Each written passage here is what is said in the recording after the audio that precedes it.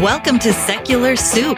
Stay tuned for real talk about atheism, feminism, politics, parenting, and whatever the fuck else Amy and Amy want to talk about, because this is their show. And get ready for a whole lot of motherfucking profanity. You want to hear a secret? I won't tell anybody. Go ahead.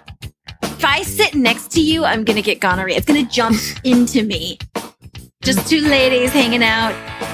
Is it okay for me to make fun of his neck waddle if I make fun of my own neck waddle? I'm not sure. That's a real ethical conundrum. Would you know if you were born a lizard person, or can you be like adopted into the... I think you know. We're such professionals. We really are. Buckle up, bitches. It's time to have some soup. I'm Amy with a Y, and Amy with an I is AWOL this week. I gave her the week off because that's the kind of nice, generous person I am.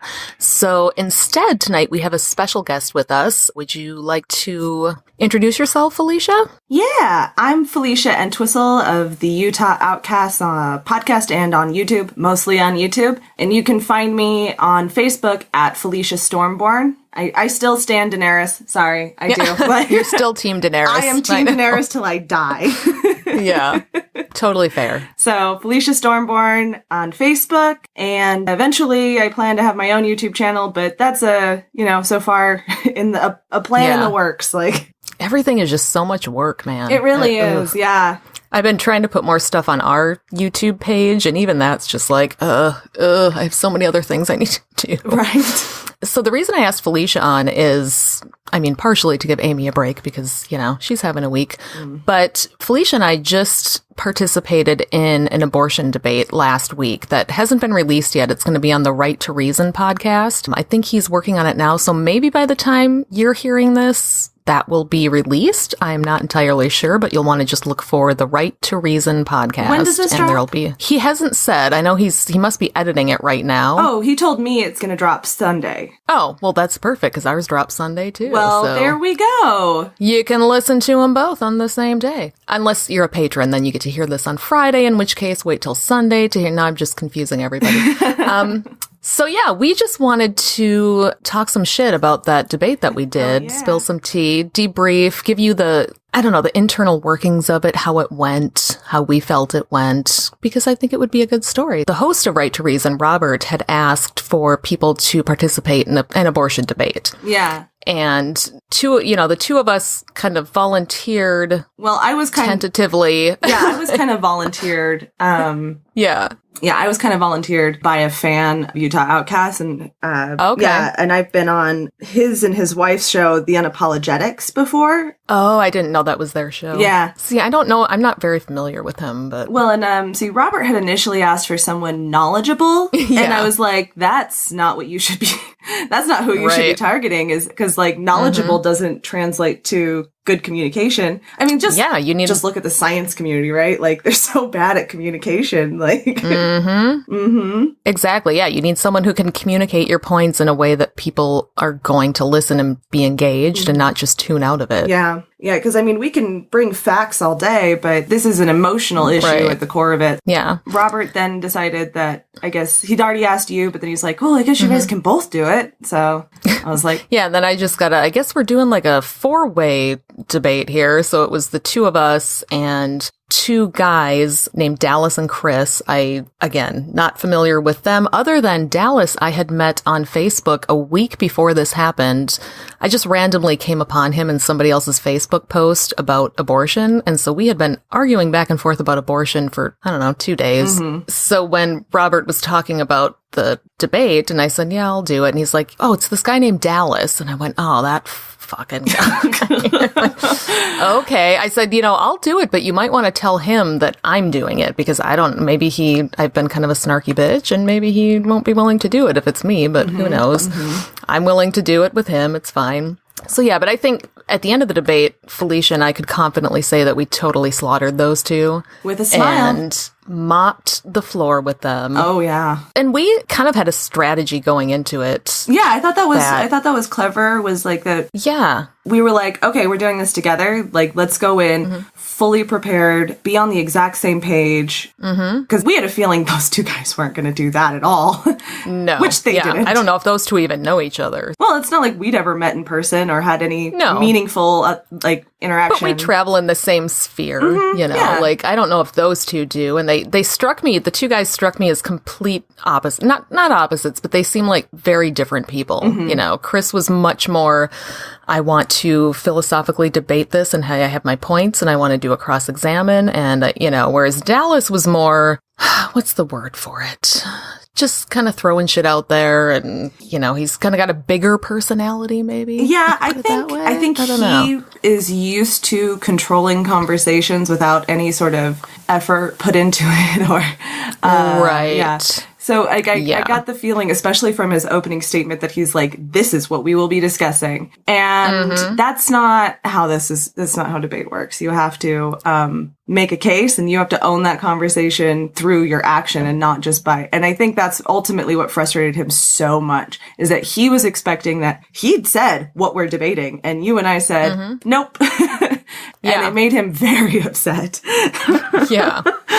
And it was, I think, he would get so flustered because it was like he thought if he just said this thing that we would return the correct answer. Yeah. And like, no, we're not going to. And it was like he got frustrated that we weren't seeing or agreeing with him. But really, that's the point of a debate. I'm not going to agree with your point. I'm going to argue for my point. Right. I think, but it seemed like he got very frustrated when we weren't just like, oh yeah, you're right about that. People should just not have sex. Makes sense. Okay. Yeah, well, that was what was so fun about it, I think. So Chris kind of had a very debate 101 opening, right? Like, very like, here is, you know, the philosophical outline, and yes, very philosophical. Yeah, which is a bad strategy.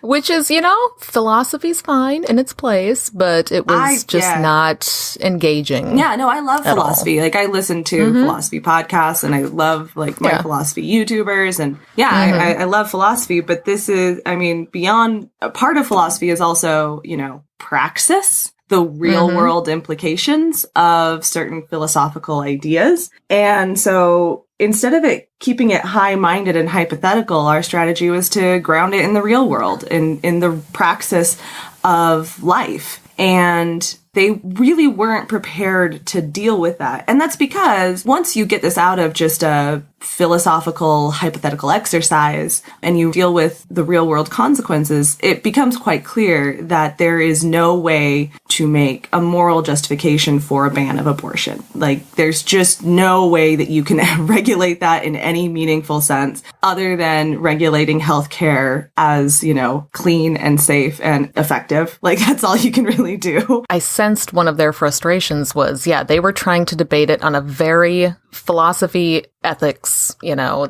they just wanted these broad ethical concepts. Like Dallas would keep saying, you know, you should not kill your offspring. Like, it was just this very kind of black and white, but you should not kill your offspring. And even if they're, you know, life begins at conception, okay, what about the women who have children already who die because they seek out an illegal abortion? What about the 11-year-old, you know, who's now going to be forced to deal with a pregnancy? And they really didn't have much to say about nuanced situations. No, they really were not. At all. Yeah, no, they did not respond to anything real world that we brought up. I mean, they didn't even... Chris was so ill-prepared, he didn't know what an ectopic pregnancy was. Oh, yeah. He didn't know that was the word for it. I was just like, wow, man, like... If you're going to debate abortion, you should know some very basic biological terms in relation to pregnancy.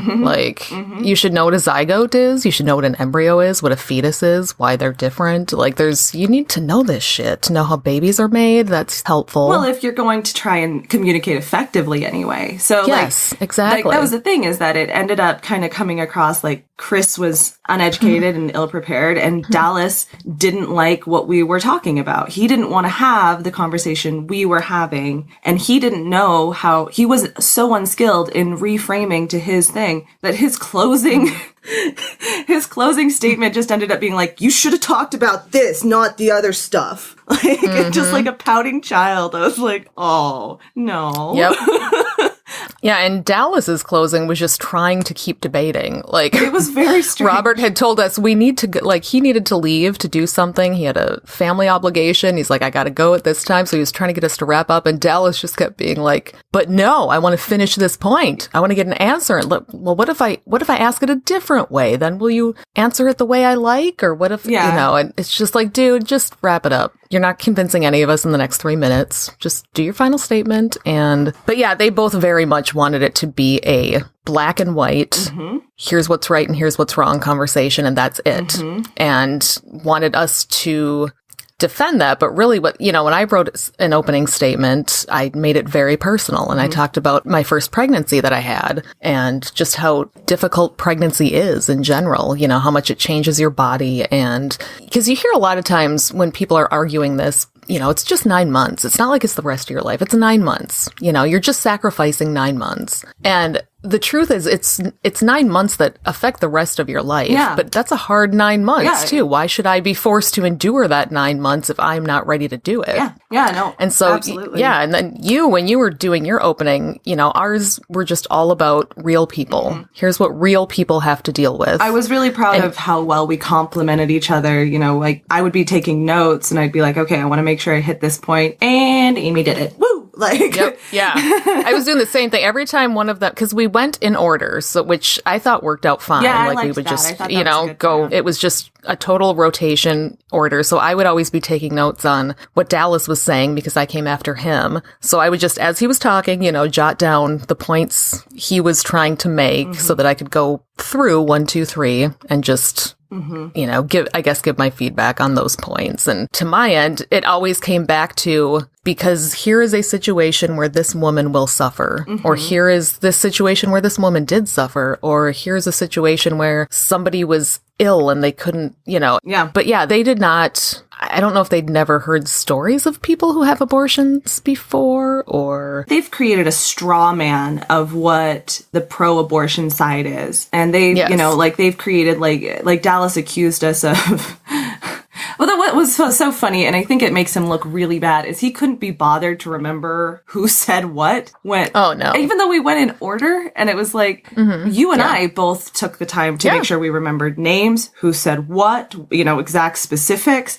And Dallas went out of his way to be like, this is the same, it doesn't matter who these people are, like, they have no identity, right? And I think that actually we were just the girls. We were just the girls. I think that looks really bad. I think that, like, if I was listening to that, I'd be like, do you not care enough to even acknowledge the identities of the people you're speaking with? Right. To be fair, I did call him Justin that one time. You did. But that was more of just like a brain slip than anything. That was a total mental slip. Yeah, I used to podcast with a Justin, and I argued with him about things, and I just went right back to that place. It happened. Yeah. The thing is that we were quick to concede ground where it was effective. And he was so fast to assume that we were not willing to engage honestly or whatever. But when we did just admit to being pro-abortion or for the right to terminate offspring or, you know, any of this stuff, he was not prepared for that. Like, no. Yeah. Yeah. He talked a lot about Orwellian language and how he really feels like the pro-choice people use a lot of Orwellian language and a lot of euphemisms to cover up what it is they're really doing, when really what they're doing is killing their offspring. We didn't even say at one killing. Point I just said terminating their unborn offspring. Terminating, yeah. Like, yeah. And at a certain point, I just went, yeah, I'll say it. Like, maybe it sounds weird, but yes, I want the right to terminate my unborn offspring in my uterus. Does that make you feel better? I'll say it. That's exactly what it is. That's fine. We don't need Orwell speak. We can acknowledge that. None of that matters. Me saying that doesn't make my view any more or less strong. Yeah. Like, it is what it is. It's just, yes, I want to terminate the offspring, the developing offspring in my uterus. Should I choose to? Yeah. Yeah. And but then when you actually admit it, he's kind of, I think he was so hanging his hat on, well, then, you know, I'm just going to say what all the horrible stuff is, and they can't do it. And no, Well, and I mean, I think that when we paint it as not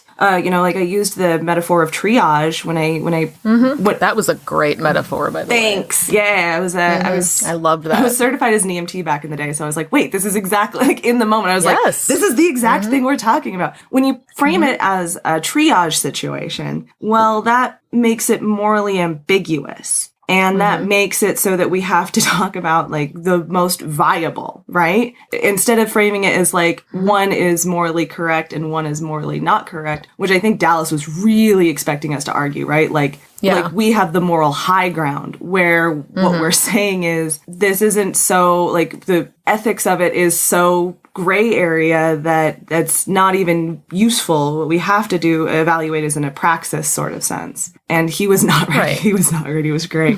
I loved how, like, you could tell he was getting increasingly more frustrated.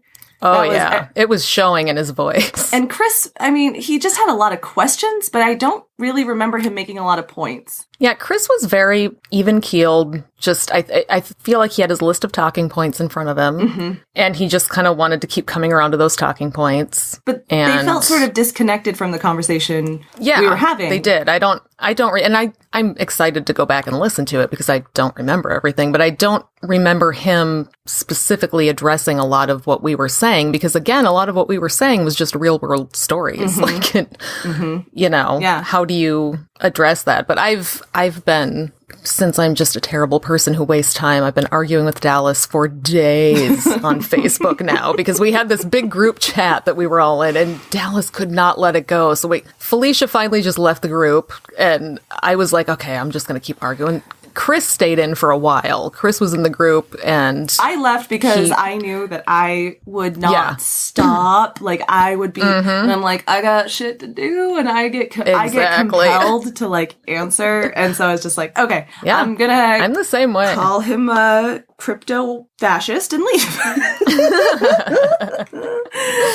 Well, it was funny because this argument we're having, like, and I've been, I was telling Felicia before we started recording, I've been letting him respond, and this is all Facebook private messenger. So I let him respond, and then I just don't go look at it until I feel like it. So, like, I don't even click on it just so that he sees that I haven't even looked at it.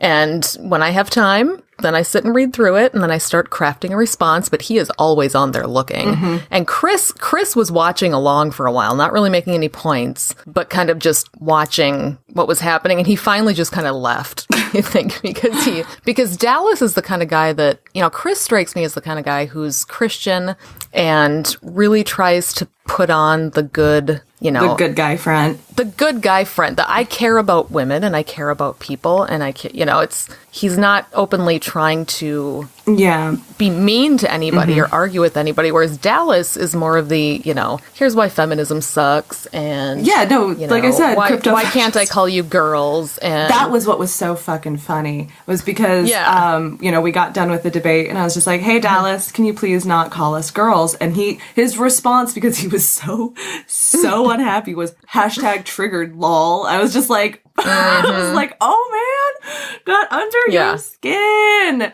You cannot handle this. Yeah, he did that at least 3 times while we were talking, and neither one of us said anything, because I'm like, it's pointless right now to just point it out. It's just going to take up time from what we're talking about. But he would say something like, well, I think one of the girls said, and it's just like, dude. So we afterwards, Felicia said that, and then he just was and then he had to go off on a, defending himself tangent about, see, this is why feminism is it was so bizarre, over the top. Didn't he and like blah, say blah, blah, something blah, blah. about free speech too? Like calling us girls probably. is like a free speech thing, and I was just like, what?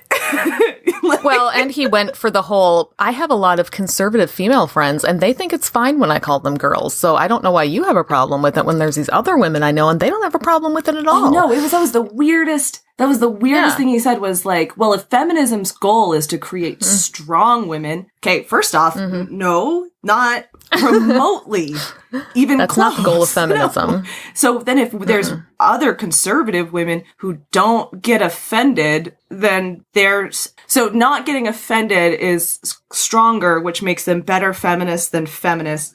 What the shit, man? That is the worst argument. Well, and he used that argument too. I don't know if it was actually during the debate or at some point that I was arguing with him on Facebook, but he also brought up that he knows a lot of pro-life women, and So shouldn't their input count for more? No. And it's like, no, dude, you can have, there are women today who still think that they should stay in the kitchen, barefoot and pregnant, that their husband should make all the decisions. They truly believe that to their core. And they will tell you that that's the right way to do it. That doesn't mean that that's what should be imposed on everybody else. Yeah, just because they're women doesn't mean they have a better say over my body than I have. Like, that's ridiculous. No. The other one, and I'm so glad I shut this down, just before we started the debate, Robert was going to open up on Chris's very dumb question. Is it okay for men to discuss this? Like, I mean, we're just about to, so I don't know. Like, we are. Yeah, if you say no, are we going to cancel? Yeah, like, what do you want? Like, no, it's not okay. And then they'd be like, and I pointed out, I was like, that has nothing to do with the topic. Like, no. And you know what? No, I really am not okay with it. I don't think that they come from, like, they can come from any stance where it's okay for, because every time I've heard even men who are trying to be allies discuss this, I end up being like, wholly disappointed, Batman. Like, how did you not, stop. You're doing it bad. Like, you're doing it bad because you seriously do not understand the perspective of the people who actually have to live with this. So just start amplifying people's voice who isn't your own in this one. People with uteruses. And part of it is to sit back and realize that I don't have that experience, so I'm not the authority on it. You know, sure, you can have an opinion on anything, like, and men can totally have an opinion on abortion. Yeah. But, and I made sure to make this point, I think in my closing statement, that I'm very opposed to abortion even being debated as a topic, as a philosophy topic, because it so impacts the lives of people. Yeah. We shouldn't even be debating it. That to debate it like it's just a fun philosophical exercise, mental exercise, demeans the lives of the people that are trying to make these choices. Yeah, But I do it because someone's going to do it no matter what. So I'd rather have it be me. And do it well, for sure. Yeah, it's... part of my argument I was having with Dallas online in the past day or two, we've just been going around in circles because, you know, he wants me to admit that it's just wrong to kill your offspring. And I told him, you know, he said something about, somehow we got into adoption. And I'm like, you know what? I'm not even going to talk about adoption because until you have had the experience, and I know he hasn't for a fact, until you have physically given birth to a child and felt that surge of hormones and protectiveness, and it's something you truly cannot be prepared for until it happens to you. You just can't. And until you feel that thing, you don't realize how traumatic it would be to then take that baby, whether you plan to have that baby or not, to take it and hand it over to somebody else and know that you are not going to see it anymore. Yeah. Like, that is the most traumatic thing somebody would have to go through. So to tell people, well, there's always adoption, just give it up for adoption, is the cruelest, most flippant thing. It's so demeaning to these women who have to make this choice, because even if you go into it thinking, this is what I want to do, I want to do adoption, I want to place for adoption, even if you do all that and it is your choice, you're still traumatized because you just do. You have that baby and those hormones hit and well, then there's also the permanent trauma on the body. Like, I don't understand how this never fucking comes up when we talk about it. Like, I actually had a Facebook debate that actually was somewhat fruitful. So sorry. It's fine. Our cats are always jumping in and dogs are always barking. Yeah. It's part of the appeal of the show. Life, it still exists outside of records. Yeah, I don't understand. And, this is part of why when cis men talk, I have to be clear there, cis men talk about abortion, I don't know why we don't bring up how hard it is on the body. I had this Facebook debate and I was talking to this woman. It's actually where I got my opening statement. And she came back with, you talk like it's life and death. And she goes, I mean, pregnancy can't be that bad, right? Otherwise there wouldn't be billions of us. And I was like, holy shit. And so I had to, I broke down. Like, I've never been pregnant. I never want to be pregnant. Yeah. So I broke down just some of the complications and side effects and permanent changes of just pregnancy alone. It's permanent changes to your body. Permanent changes. Yeah, you are never the same after that. You're not. And I don't know why that never fucking comes up. Like, nobody talks it, like, and that's why your opening statement was so good, is because, like, even something wanted and planned was still fairly traumatic. Oh, yeah. It was, I remember up to a few days before I gave birth, I remember sobbing at my doctor's office because I was so anxious, and I kept thinking, I feel like I'm on a roller coaster, like it's pulling up to the top of the hill, and all I can think is, what the fuck was I thinking? What the fuck was I thinking? Why am I doing this? Oh my God, I can't change my mind now, and I know this is going to happen, but oh my God, I can't do it. I'm not ready for it. How do I, oh my God, just so freaking out. No, that sounds terrifying. And it is. And it's, for me, I know, and it's different for everybody, but for me, I didn't feel much of a connection with that baby growing inside of me at all. I just didn't. I knew so many women talk about that too. Because it's, I planned this and I wanted it, but I wasn't glowing. It was just like I was getting bigger and I could feel this thing moving around inside of me, but I didn't love it yet. I couldn't. This whole, like, you love them, like, you should love them the second they're conceived seems bizarre to me, because we expect no other relationship in the world to function like that. Like, if you cannot, we do not believe that you can love someone whom you have no interaction with, no connection with. Like, there's no touch. There is, like, you feel it, but it is not touch, but it's not, you're not looking that person in the eye. You're not feeling them with your skin. You're not smell them it's hear them, or like, it's a person that you've never met before. Yeah. And you're supposed to use your body to sustain them because genetics. Yeah. And their whole life begins at conception comes down to a real, irreducible, argument, right? Like, life begins before conception. Bullshit. What are you even talking about? Like, that literally doesn't matter. And there is no way, there's no way on this freaking planet that you would expect someone to be forced to basically enslave your body to them. Because even if it means they're going to die without it, or even if that person will die without it, that's not your problem. You are not kill them to not that is not a relationship that we expect in any other circumstance. And yet, when it comes to having a uterus, suddenly that's a valid argument. It's so bizarre to me. It's like I said to Dallas, I basically was like, if you are raping me, I can stab you to make you stop raping me. And he was just like, how cold-hearted. I was like, what? Oh my God. That is the weirdest response to that I've ever heard. Oh my gosh. Yeah, I actually, in the argument, go ahead. No, it's just like, I was just going to say, in the argument, I've been... Time to lay jinx. No, for sure. You go ahead. Okay. So I was just, he turned it into how could you say a baby is like that? And it's just like, oh my God, you do not think through anything, man.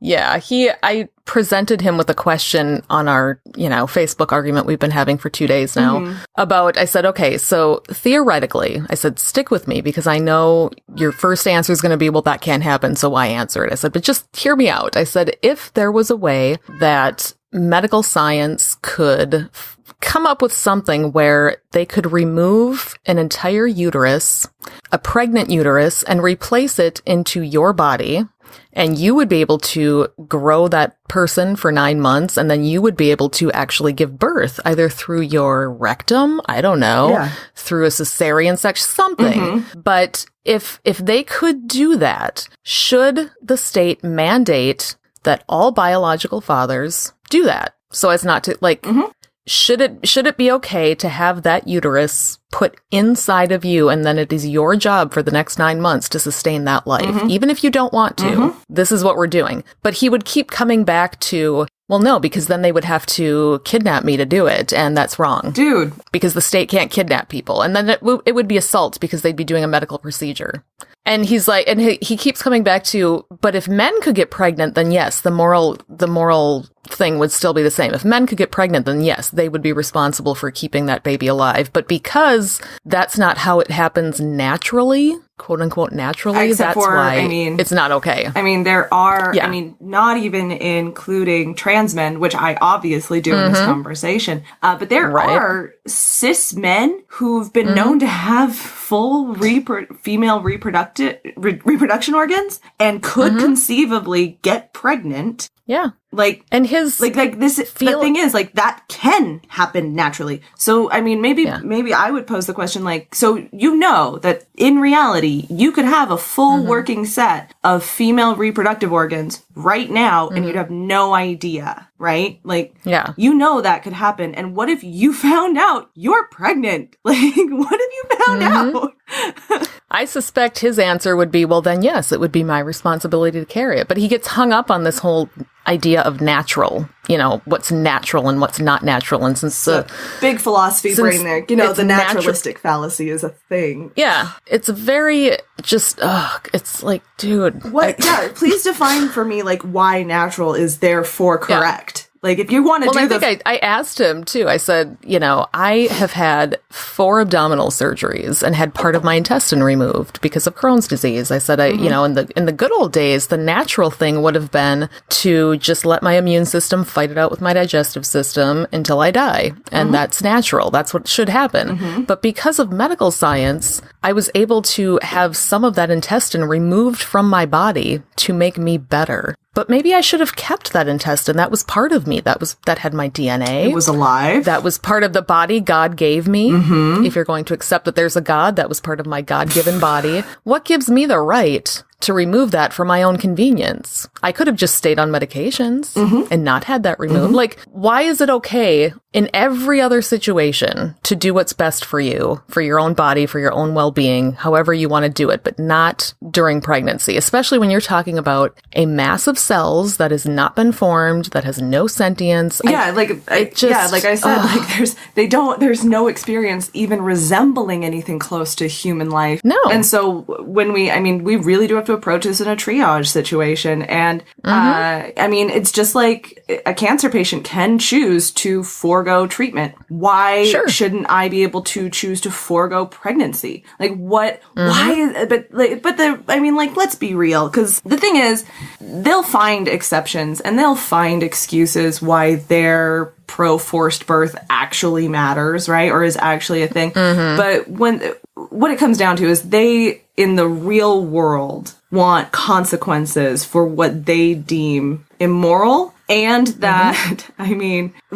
especially the people making these laws and putting out pro-life propaganda, they know that controlling women's reproduction keeps just a constant, steady working class poor people who are uneducated and they're easily controlled. I mean, honestly, like, because this wasn't a religious issue for so long, except for the Catholics, right? I mean, abortifacient. Not even the Catholics. The Catholics were fine with it until the end of the 1800s. Yeah. They took no stance on it until the end of the 1800s. And even then, they only took a stance when it started becoming illegal. And the only reason it started becoming illegal is that the medical community pushed for it because so many women were dying from snake oil abortion cures. You know, that these people would sell these snake oil cure-alls, which was legal to do, but then women were dying or being permanently harmed. And so the medical community, who thinks it's helping, like, we can't let this happen, pushes for it to be outlawed, which just leads to, obviously there was a fair amount of sexism involved as well. Like, clearly women can't. Clearly women are incapable of making this decision. Definitely. So let's remove the option and then we'll save lives. This isn't. Well, there was also a lot of, look at all these immigrants coming over. Yeah. They're having more babies than we are. We need our good white women to have more babies. Dallas totally buys into not white, but values. He's not concerned about what race someone is, but, the immigrants coming in and if their values are incompatible. I'm like, okay, cool. So that is just the great replacement, man. Yeah. Like, that is just the great replacement. That is a white supremacist talking point. But the thing is, like, this wasn't a religious issue. And when the public supported and still largely supports access to abortion, and the reason being is, you know, people die. And it wasn't a religious issue until certain religious people realized, and people who were smart enough to understand the system that they were propagating, started using propaganda to make it sound as if you were killing a baby, which even when it was made illegal, they weren't like killing a baby. That had nothing to, like, no, this is a modern issue that, like, Dallas and Chris are just like victims of a good propaganda campaign. And they really are, because this didn't become a political issue until, you know, the 50s and 60s. It was once they figured out that this was a really good issue to get people voting on. That's when it became an issue. Once they figured out we can get people to the polls if we tell them that they're preventing babies from being murdered. That's something powerful that will get people out to vote. And it is that cynical. Those politicians used it that way. Yeah, and it was to consolidate more power and to reinforce the hierarchies of working class. Absolutely. I hate how everything because I've been a feminist for so long, and I've been concerned with, you know, race and inequality and oppression of all sorts for so long. But it was only like a year ago I realized that I was an anti-capitalist. And now I'm like, fuck, it all comes back down to capitalism sucks. It does. Capitalism fucking does. Sucks. In a capitalist system, they constantly need to reinforce the hierarchy. And there really is right now a crisis of working class not being born enough. And that's a problem for the capitalists. It really is. And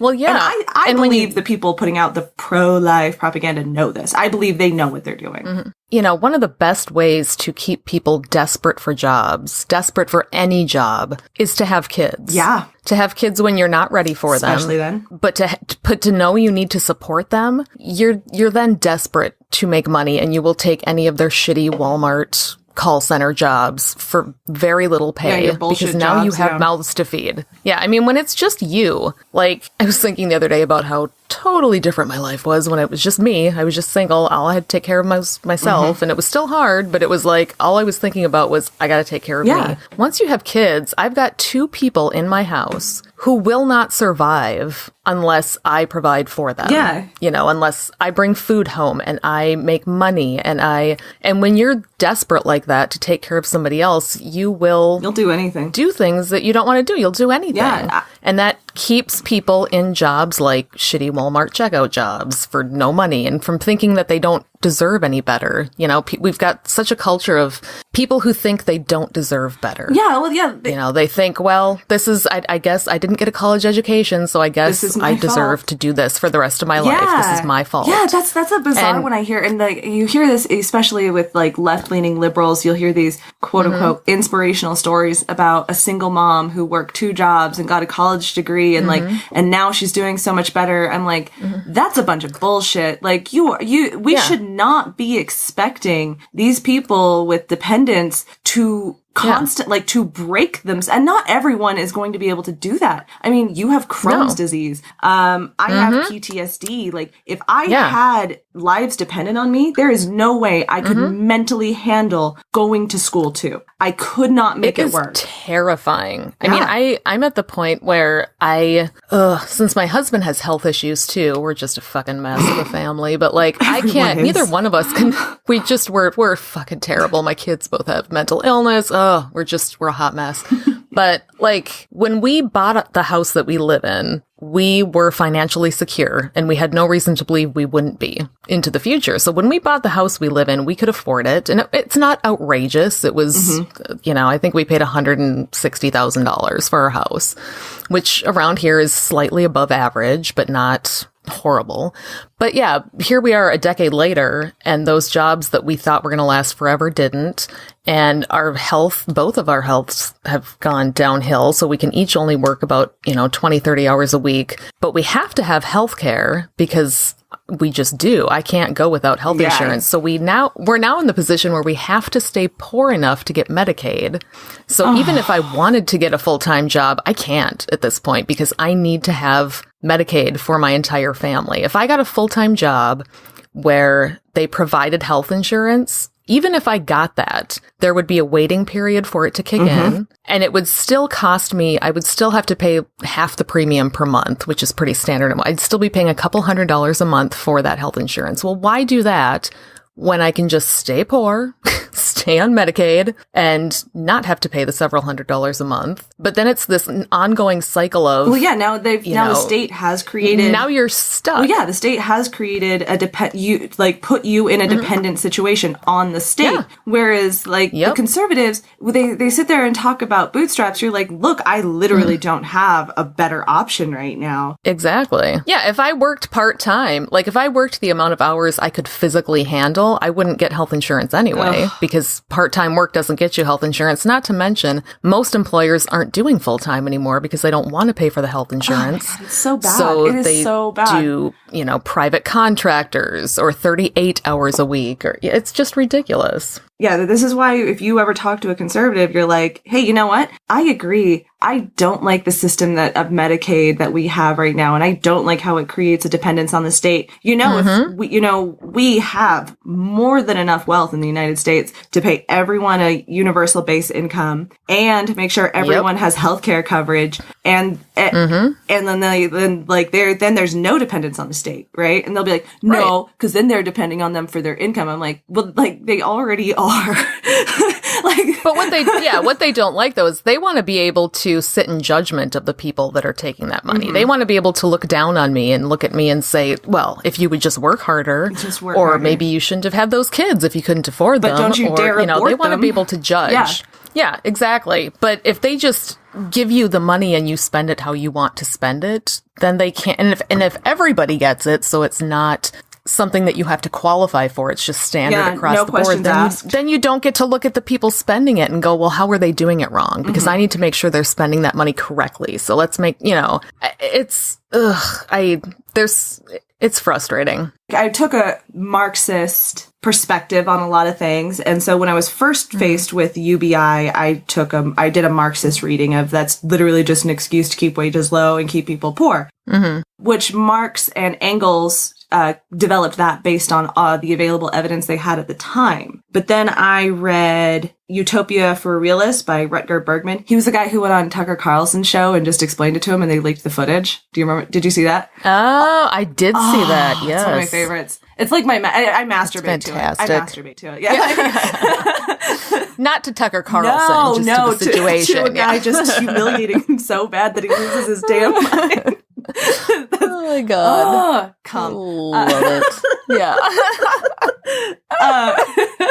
But yeah, he wrote this book, Utopia for Realists, and he lays out all the evidence of the UBI, including how the initial study that was really new in sociology, sociology was not a science yet. These things had not really been clarified or done well up until this point. And that was the data that Marx and Engels was working off. But it turns out that the data was so wildly misrepresented as to be entirely inaccurate. Somebody actually went back. They just happened upon all the sheets of data from this study in the 1800s where they tried just a type of UBI, and it turns out it was a wild success. And so I had to we're always all learning, but I did completely change my perspective. And then I talked with a friend who was kind of one of the people who put me down the leftist path. He was like, we can't even start approaching seizing the means of production unless we do a UBI. Oh, and that's why they don't want to do it. Damn it. Yeah. That's really it, is that it would allow the freedom to start seizing the means of production, even without a bloody revolution. Well, yeah, and it would allow for people to have choices in their lives that don't involve, I have to pluck chicken feathers at the chicken factory. It makes it so that people have options. And if you have options, then you don't have to do what the corporations want you to do. Yeah, you don't have to just... That's terrifying. You don't have to take the abuse for their shitty website just because you need a goddamn job, right? You don't have to take the abuse for their mistakes now. Yeah. And that's what I mean. Like, not only would we seize the means of production, but we would seize like our own means of production, and we would be able to create better coalitions and collaborations outside of their demands. But that would be a fundamental change to society, and that we can't have that because then they don't have the bourgeoisie can't control us so easy. It seems like, liberal people should be, when you think about government programs, like you've got food stamps or you've got housing or any kind of government program that helps provide basic necessities. To my knowledge, we found that it makes a lot more sense just to give people a lump sum of money and let them spend it how they're going to There's spend a lot of it. science instead of that. Instead of food stamps instead of saying, welfare. Here's the things you can spend on it and here's the things you can't spend on. If you just give people a set amount of money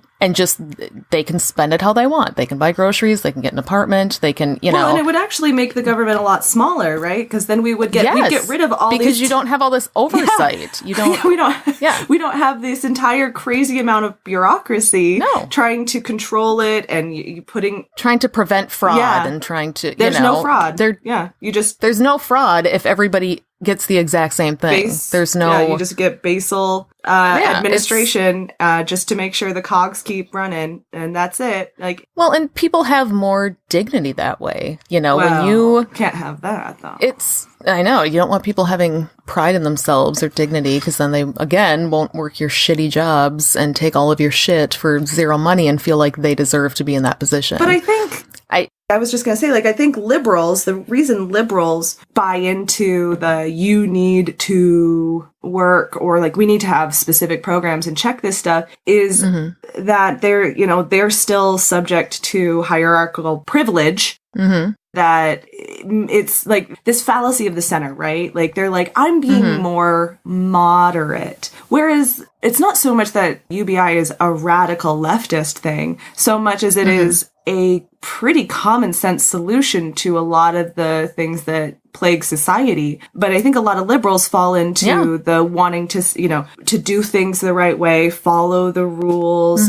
To not endorse immorality, right? And they kind of just figure if they plug in good comes out. And I think they have good intentions a lot of the time. Like they think, oh, here's a good program that should be funded. And here's why I love this particular program. And here's what will make this particular program better. This particular problem. Exactly. Yes, it will solve this issue and it's my pet issue and I care. And so since we're going to use this issue, then we need to, what are our, regulations for doling out this money to people that are on, I think there are good intentions behind it. It's just that, you end up having more bureaucracy, more oversight. You're paying for more people to oversee these programs. Yeah. When you don't need to have all those programs if everybody's at the same starting point. It's so funny because like the conservative definition of small government is basically one that has minimal interference and is therefore easier to consolidate power, right? That's their definition of small government. But the thing is, if you look at if you go past, like we said, like the liberal one by one issue, if you go further left than the liberal, you find that they're like, I actually don't want the state to have entire controlling power, but I also don't want someone with just more resources to have controlling power either. This is about, people, empowering people in their individual lives and creating more freedom and democracy rather than just limiting the power to a few, which I feel like is what conservatives say they value, but I don't think they actually do. I think that they value the authority and hierarchy of it all. And that's why they say small government, because it's a lot easier to consolidate and give power to fewer people with a government like their version of a small government. Well, and I think a lot of, at least from conservatives I know, really do believe the whole fallacy of doing things on your own.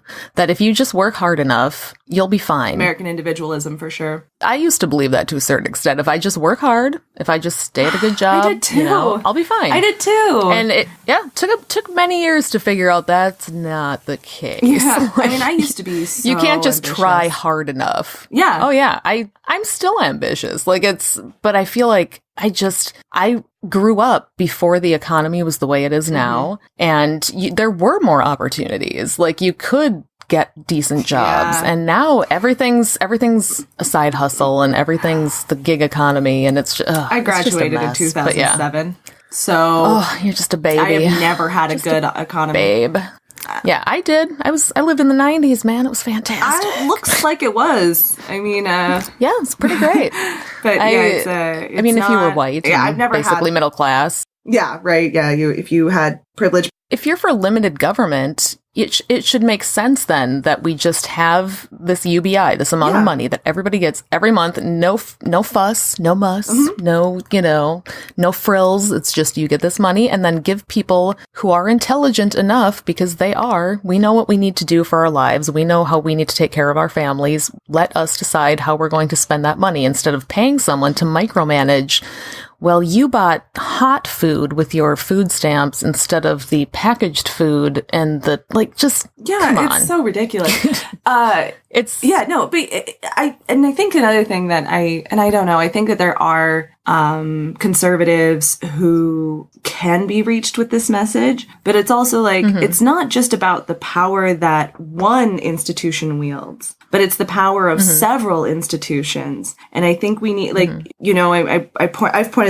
been trying to point this out, but I haven't seen much success yet. But it's somebody who's like, well, I don't want the government to have control over my healthcare. And I'm like, so you would rather have corporations that they can work together and they can price fix and they can deny you things and you have zero say in it.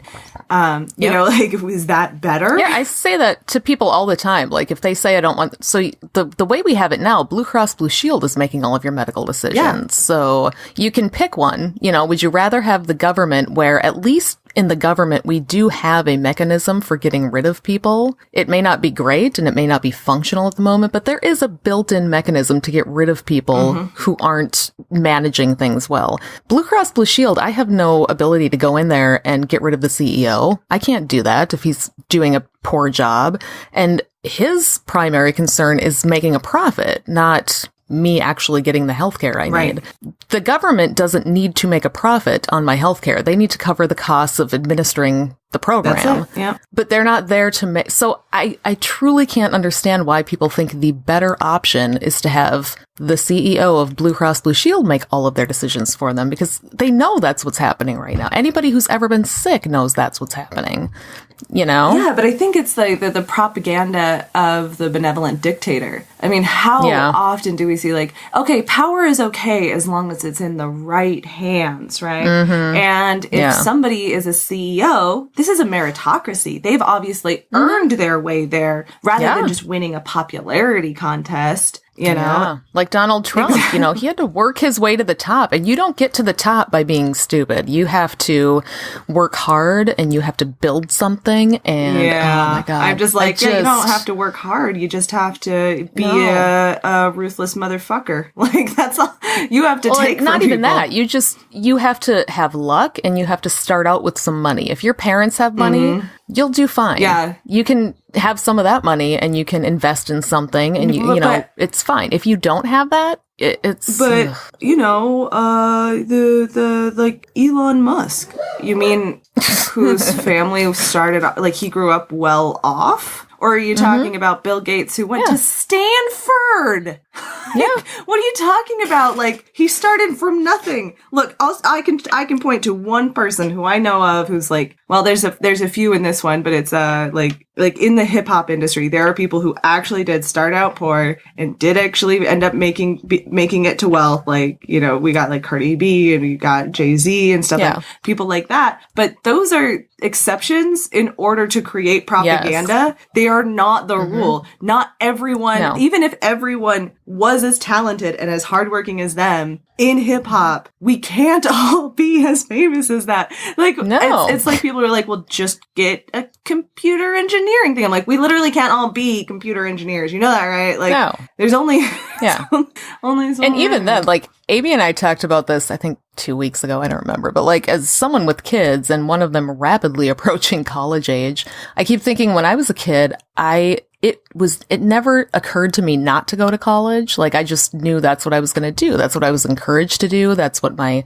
parents and my grandparents, and my parents never went to college. You know, they went to trade school. They didn't go to a 4-year university. I would have been the first person to go. But from the time I was little, my grandma would ask me, what college do you want to go to? When, you know, they always had that plant in my mind. So I just assumed that's what I was going to do. With my kids, I don't do that because I'm not fully convinced that the cost of them going to college is worth the debt they're going to be in. And they're not going to be able to recoup that with whatever career it is that they want to have. And it's frustrating to be a parent right now thinking, I can't encourage my kids to make more out of their life than I did because in reality, it's not going to happen. In reality, if they go to college, they're going to be loaded with debt for the rest of their lives that they will never be able to pay off because the job that they find will never pay enough to get them above water. And it's terrifying. Yeah, that's why I didn't finish college, is like, I neither did I. Didn't have a clear path of where I wanted to go because who does at that age? Yeah, it's like that's the age where you're changing so much. Everything about you and I just radically. And I was in an abusive marriage, so like that was already bad. Well, that doesn't help. Yeah. So I was, I mean, I got to a point where I was like, I am going to be throwing money at this and have no idea where I'm going with it. I'll wait to go back to college until I have a clear idea of where I'm going to go with it. But then I realized like there is no good answer. No. And I could go and get a computer engineering degree, but that sounds like absolute torture to me. And so why should I just do something just because it's lucrative when I know I would absolutely hate it? Like, I don't want to do that job. And even that's going to still cost a fortune to do. I dropped out. I didn't drop out. I took a very extended leave of absence because I got sick. So my health just kind of failed right before my senior year of college, and I ended up just never going back because I got married and had some kids, and my life just turned out a whole different way than I thought it would. But even now, my mom will ask me sometimes, have you thought about going back to school? And I'm like, no. If I go back to school, here's what I majored in. I had a double major in English and women's studies. Oh, no. What the fuck am I going to do with that degree? No, that's not going to help you do anything. There's nothing I can do with that. I have 3 years of college in. Even if I tried to go back and get any of those credits back, which isn't entirely possible because it's been so long, but even if I did, I would have to complete that degree, or else I'd have to take more credits over again, start over. If I start over, that's more expensive. If I don't start over, it's still expensive, and I can't do anything with it when I'm done other than say, oh, I graduated college, which would be awesome, but yeah, I would love to. I need money for my children, not for me. I'd rather have them go to school than me. I don't need it. It's not going to enrich my life in any way at this point. Well, and I'm actually not even allowed to go to school while I'm unemployed. Like, you can't, but that's another stupid government system. Like, why? If I am unemployed and I'm having trouble finding work, why shouldn't I better myself? And they're like, and their answer is, because that's not what it's for, which is so then cut the program and just give everyone money. Like, I would be making, if we did $2,000 a month, like, I'd be making the same, and I can clearly get by on that right now, but I would be able to do more with my life instead of just being like... You could use your time and talents, and you could put those passions into things that you love and things that, think of all the time people could spend volunteering for organizations. I would spend a shitload of time being a clinic escort or, volunteering if I didn't have to worry about the constant bills hanging over my head constantly because I just can't make enough money. There's so much more I could do, and I wouldn't be as stressed out. My depression probably wouldn't kick in as often because I wouldn't have this crushing weight of everything on me, and people would just be healthier in general. And don't we want a healthy society? Would we rather have angry, stressed out people? But I mean, like, the biggest resistance I've come up with liberals is like, but it'll never happen. And like, you could say that about literally any major change. like abolitionists, I'm sure, were like, we need to end slavery. And they're like, yeah, that's a great idea, but it'll never happen. Like, every one of these things seemed a pipe dream before enough people were like, do the thing. Well, yeah, and you need advocates to get out and talk about it. Like, my brother was telling me that, because he follows politics close. He's totally on the Andrew Yang train. Oh. He's in the Yang gang, but anyway. But he was saying that the other day Elizabeth Warren, I guess, came out and now she's not backing Medicare for all. Now she's talking about some sort of roadway to everybody having, like, just totally backpedaling on it. And I'm like, what the fuck, Elizabeth Warren? Why would you do that? Did she really? Like, oh, shit. That's what he said, but I have not checked the sources. My brother's very intelligent, but, maybe he just read it somewhere. And so I need to go and actually look for it. But if she did, like, she had one of the best voices to get that message across to people who, the way she explains it makes sense. The passion she has for it. We could actually do it with someone like her advocating for it. Yeah, no. But if people just refuse to even advocate for it, then no, it's never going to happen. Well, it's like, dream big and then maybe you'll have to compromise. But if you don't try to get the best you can, then you're never going to get anything. Yeah. So yeah, absolutely. I mean, it's why people just I'll push my friends and stuff and be like, why don't you talk about these things? Why don't we start like putting these ideas in people's heads and making them want it? Like, why is that so wrong? And it's basically like, well, why give them false hope? And it's like, it's not false. It's only false hope when it's like... I think it's just such a big barrier. Honestly, I think the culture of shame and, like I said before, people feeling like they don't deserve better, I think that's one of the biggest hurdles. We've all been raised to believe that you get what you deserve, that, how much money you have is dependent on how hard you work. And if and so people grow up believing whatever I have, I guess I don't deserve any better than that. Yeah. And so if you come along and tell them, here's something you could have without even working for it, people can't even comprehend that because, and then of course they think, well, then the brown people are going to get it too. There is that problem. Something I want to have. I have enough brown liberal friends that's not, that doesn't come up. Yeah. Like, they'd be fine. Like, I'm sure. For them, it's like, if we did UBI, it'd be for sure we'd have to give it to, undocumented immigrants too. Like, they'd be on my same page with that one. But there is definitely a lot of people who are like, they immediately... There's so much that UBI would just... It would be huge. It'd be amazing. The other 2 points that Rutger Bregman makes in Utopia for Realists that I'm just like, I really do think this is how we enact socialism. And I don't want to mince words. Like, I don't want to, I am a propagandist, but I'm not going to be the kind of propagandist that's... Don't use that Orwellian language, Felicia. Stop! Use it, or... George Orwell was a socialist. He's a leftist. Like, don't use it for your arguments. You're like... Oh my god. It was for conservatives. Like, that was a conservative authoritarian regime. Is like, that's no, but I don't want to, I'm not, like, I say I'm a propagandist. I utilized the debate we were in for a vehicle for propaganda because I felt like together we could do a good job of using that platform for pro-abortion. For all the little angel babies that didn't get to make it to Earth. All the pre-souls, which is just a weirdest argument. That one's probably the weirdest one for me. I'm like, what? There's a bunch of theology on this too. Like, no two theologians, even in the same religion, agree on when ensoulment happens. So it's just bananas. Yeah, and besides that, there's plenty of us that don't believe in a soul. Soul is something you have to have a belief in. Yeah. There's nothing to prove that. It's a belief structure. We don't believe that, so why do we have to go by your shitty belief structure that says there's such a thing as a soul? Because that shouldn't be the basis for the law. I don't know how to get that one through to people. Like, I don't believe in a soul. Impossible.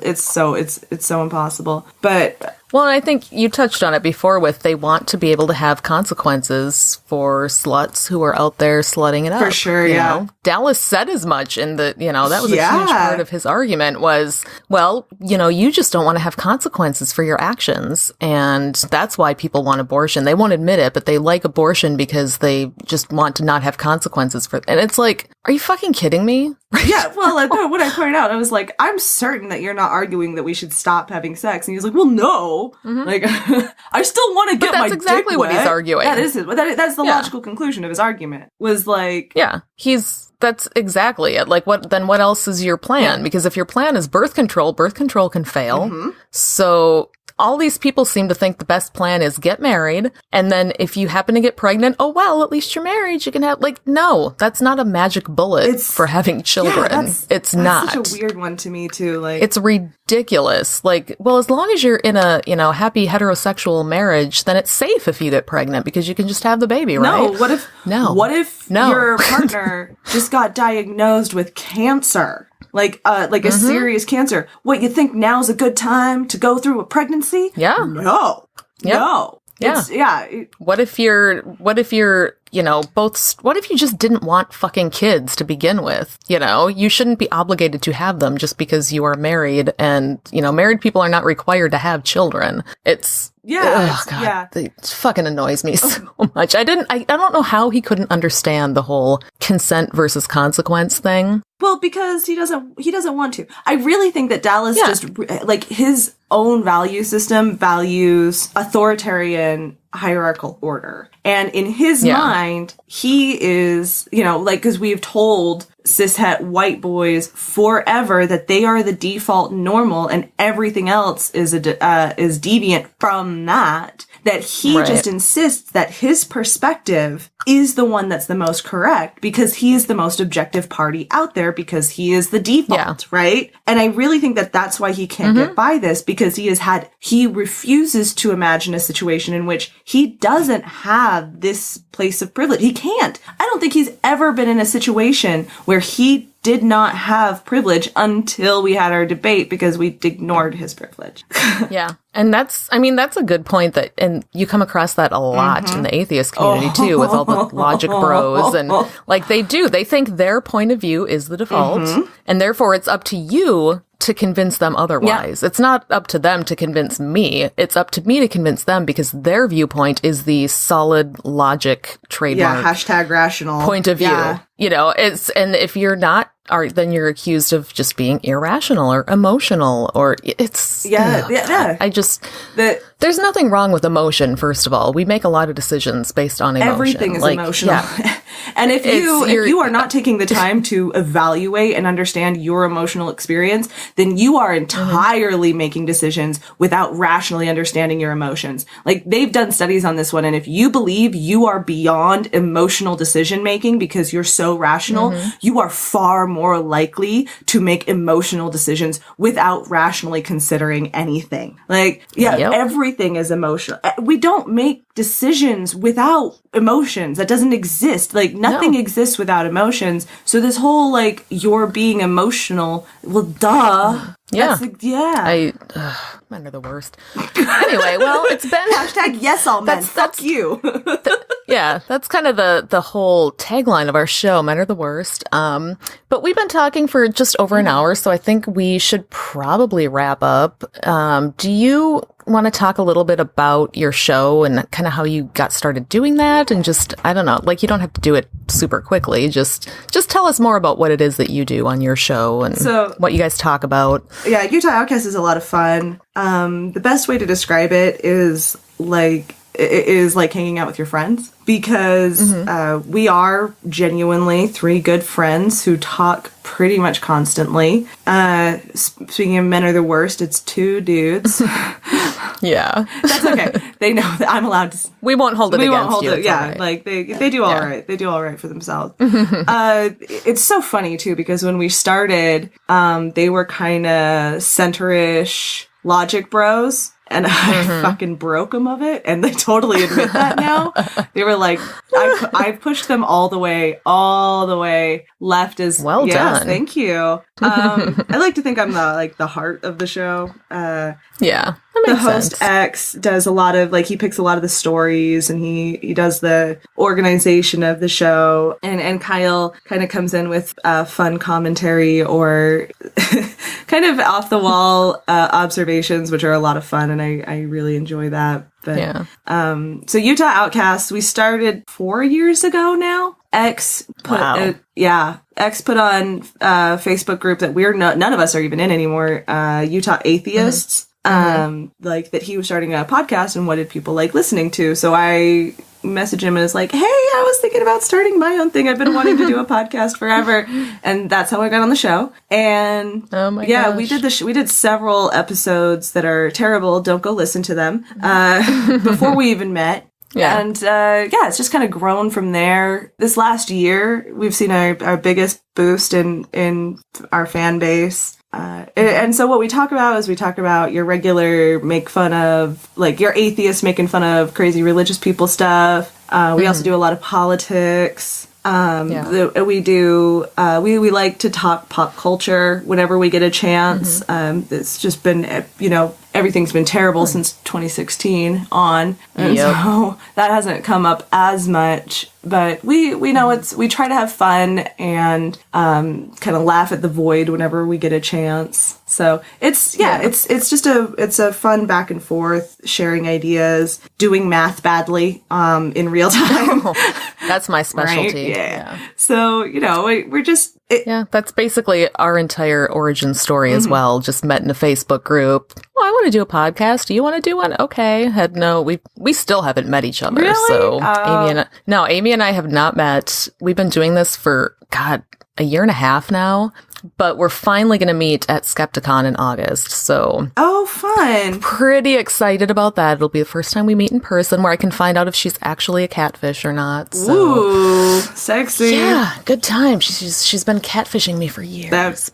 No, your show is fun to listen to. I listen to a lot of podcasts just when I'm working, and I love those types of shows where it's you get to feel like you know the people, and it's just kind of conversational and talking about different topics that, maybe I heard about in the news, but I want to hear their take on. And it's good. It's that kind of show. It's definitely not, like the most, it's certainly not essays or anything like that, but it is definitely more fun. And I feel like we need a lot more of that on the left. Is just fun. I mean, we are supposed to be the ones who say that you can fuck who you want and you can marry or not marry who you want and you can have as many partners as you want or don't and that you can do the job you want to do and we think you're the one who deserves more time off than you spend working. We believe that we're the ones who are like, we're the fun party. We are the punk rock, all right? We already are. But lately, because things have been so serious and they've been going, the Overton window has shifted so far right and there is so much of a threat of fascism. I think the left is losing that fun because we're terrified. Yeah, well, and it's hard to have that energy when, Oh, it is. So I think when things suck so bad, you want to not go. I just was saying... It was weird delay again. Yeah, definitely. I think that it's fun for the Utah Outcasts to have an outlet in which we are having fun and we're talking about atheistic, feministic leftism. Those things, there needs to be a place for that where it feels good to be a part of this. And I feel like there's value in that praxis. I do too. Do you have dick jokes though? Because we have tons of dick jokes over here. So many dick jokes. Oh my God. That's just all we do is dick jokes and abortion jokes, and we talk about sex so much. So we do a secret patron show that's available to our patrons and comes out 6 months later, right? And Kyle wasn't able to be on that one for whatever reason, so it was just X and I graphically describing how much your parents fuck. Oh my God. See, that is right up the alley of everybody who listens to this show. Oh, so yeah. They should definitely check that out. I have a lot of fun listening to your show too. I talk to you guys while you're talking. I'm like, fucking A. Yeah. Amy's really good at multitasking. Other misspelled Amy, as I call her. She is excellent at, we'll be recording and she's fully on Facebook having full conversations with people. No, I and I'm like, what are that? You're not even listening to me. What are you? She's like, no, I'm just on the phone. She'll take selfies and post them while I'm my boyfriend can do shit. She's a good like multitasker. That. My boyfriend can do shit like that, where he like, I'll be like, "Did you hear me?" And he'll repeat back what I just said while he's reading something. And I'm like, "No, I'm not okay with this. I'm not. This is disturbing." I can do it to a certain point, especially with my husband, because I've just gotten so used to learning how to tune out the unimportant stuff he says. But like, yeah, Amy is just, she's doing 5 things at once, but yet she's still making fantastic jokes. And, those people impress me. I don't do more than one thing at a time. I used to try, and I definitely was that person who's like, okay, let me do 2 or more things in like exponentially worse ways. Like, so it doesn't always work out great. I do one thing, and that's what I can do. I can, if I'm taking, but you do it well. I can, if I have to be doodling, if I'm listening to like somebody give a presentation or a lecture or something like that, I have to doodle. Yeah.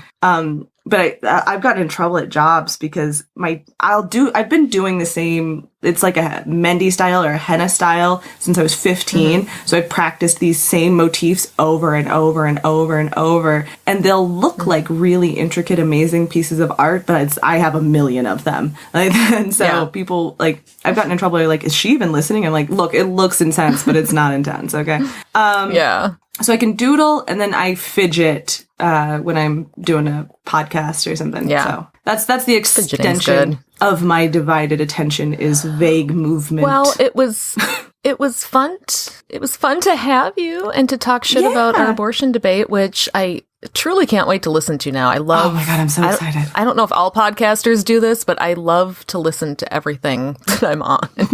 Like Amy and I will listen to every episode before it comes out just because, half the time when I'm talking, I don't remember what I said 2 days later because I'm old and my brain doesn't work. So every time for me. My boyfriend, I gotta go back and it's like listening to a new show when I my boyfriend, what I love doing is I still have a hard time listening to the Utah Outcasts every week. We record for 4 hours. Oh my God. Like those shows don't come out and they're not 4 hours long, but like if you were to listen to all of our content, it usually comes out to like 3.5 hours. It's just crazy. Yeah. But then I still have a hard time doing that. But if I guest on something, I listen to myself. I like to just hear and hear how you don't realize when you're talking how you're coming across or so to get to hear that later. And I think it helps. Amy and I we both talked about how it really does help your confidence level to a certain extent. You listen to yourself and you think, okay, my voice isn't that, everybody hates hearing their voice. But when you start doing it over and over again and you can start to go, okay, I don't sound that terrible. Like, it's okay. I made a good point there. Or, I think it kind of helps you just feel a little better about yourself in general. I don't know. Yeah, that's a good way to put it. Maybe I should take more time to listen to my own stuff. What I do love is when I do listen to it, somebody will be like setting something up and I will say a joke and then on the show I'll make that same joke and I'm like, consistency. Good job, Felicia. Yes. And this was so fun. I mean, This was great. We will definitely have you on when both of us are here sometime because that would be even more fun to talk about literally anything because we have no topics here. We just totally wing it. And, we don't like to plan. So I am going to quickly read through our patrons if you want to just sit there awkwardly for a minute. I can do that. Okay. So, if this is your first time listening, which would shock me, but if it is, we have a Patreon page, patreon.com/secularsoup, where we will take all of your money, or as much money as you can give us, because we like money. So we've got our wonderful $1 patrons, Tris, Mind Your Own Uterus. That's a good one. Natalie likes to change her name a lot to things, so that's a good one. Mind Your Own Uterus, Jesse, Dumb All Over Podcast, Dino, Kristen, Cowbell, and Stephen and Cindy. Thank you so much. At our $2 a month level, we have got Nathan Dickey, who we still need to get on his podcast. Amy and I have been trying to set something up, and we're terrible at planning, so Nathan, Kimberly, Rebecca, Verlaine, Sarah, Liz Satan, Toshby or Tashby that I still can't pronounce because I'm the worst, Matt from Canada, and that's it for $2. $3 a month, we have got Jeannie and Freethinker215 and Bart Simpson support the American Humanist Association. I still don't think that's your Christian name, Freethinker215, just kidding for that. $4 a month, we have got Sarah and Elvin Engineer. Thank you both. At $5 a month, we've got my good friend Andy, who I got to go to a Game of Thrones finale party with. It was fantastic. We have also got Keith, who increased his pledge. Thank you so much, Keith. He went from $2 to $5 a month. You're amazing. Larry Yellingman, who went down a bracket, but we won't hold it against him because he's already got 2 soup bowls and he's given us a lot of money. So we can be content with $5 a month. It's all good. We've got Alice at the Ask and Tell Project, askandtell.com, Dr. Dylan, Medical Detective, Marissa Alexa McCool, Jerry, and Alan. Thank you all so much. At the $10 level, the magic level where you get your own personalized hand-painted soup bowl with dicks on it, we have got Rich. Oh, I need to come up with a number. Every week we give him a different ranking. So I'm in a good mood today, so I'm going to go with third favorite Rich. That's probably the highest he's ever going to get. Third favorite Rich, Yesh, and Wendy. Wendy, I have started working on your bowl. You will get it soon. And our top level, $20 a month, we have our all-time all-star Ashley. We love her. She's amazing, and she's our favorite. We've also got Randall, who is also amazing and wonderful. We've got Nathan. Now we have 2 Nathans, but this Nathan pledges at $30 a month, so he is fan-fucking-tastic. And then our top patron, once again, at $30.02 a month, is Sheep is a Christian name. Really, Willis? This is Wayward Willis, and he comes up with the most bizarre names. Yeah, so this week it's Sheep is a Christian name, but exclamation point. So anyway, we're trying to think of ways to extract more money out of the Wayward Willis podcast, because we need it for nail polish and shoes and hair dye and all those things that ladies need. Glitter. I need glitter in my nail polish, so it's got to be everywhere. I gotta say, and that costs money. I didn't care for glitter at all. Like I didn't care for it, and then I started doing pole dancing, and particularly exotic. And now I'm like, more glitter. Yeah, glitter's fantastic. It is. I love glitter. I'm way too old for. I'm 42. I shouldn't enjoy glitter as much, but it's so great. More glitter. I just got on your body. Purple glitter nail polish today that I'm just so excited to try out. I got some. So anyway, biodegradable. Sorry, I just got some biodegradable glitter to put on my body to perform with. And with the day I got it, I was like, I'm gonna put some in my hair. I just would love to just have glitter, just walk around glittered all the time. It's pretty. So pretty. Like, who wouldn't like that? It's adorable.